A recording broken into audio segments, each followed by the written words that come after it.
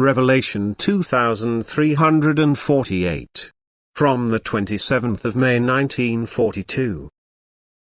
Hour of death.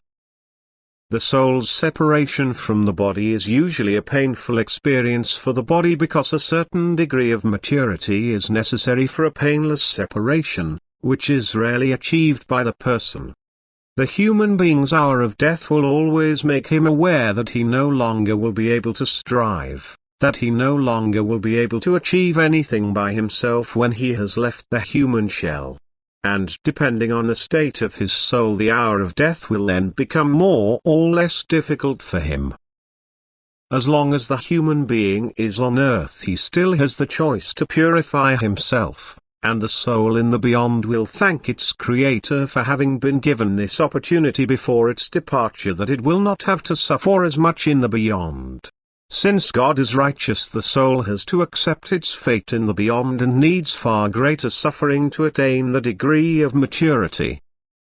Nevertheless, it is not possible to enter the spheres of light without it. Consequently, this higher degree of maturity has to be achieved through suffering and pain, and thus a long struggle before death should always be viewed as an ascent. It is true that people only see the state of suffering, which contributes towards their fear of death, since the hour of death seems unbearable to them, and yet it is only bestowed upon the human being by the greatest love to provide for him a brighter light in the beyond. And this love is the foundation of everything.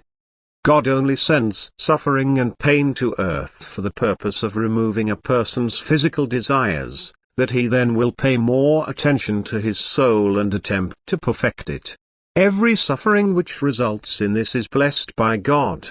Time on earth passes quickly, and with goodwill can be used to abandon everything worldly. Then the soul shapes itself in accordance to God's will, and at the end of its earthly life requires no further exceptional suffering to enter the kingdom of light.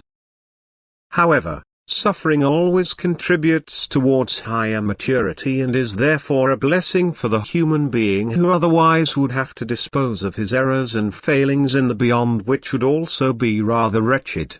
Thus his suffering cannot be prevented, even though the hour of death apparently proceeds silently and without pain.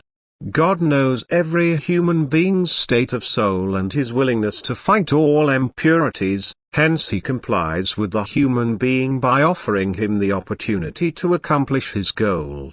By allowing the hour of death to be his last opportunity for arriving in eternity purged and purified. Amen.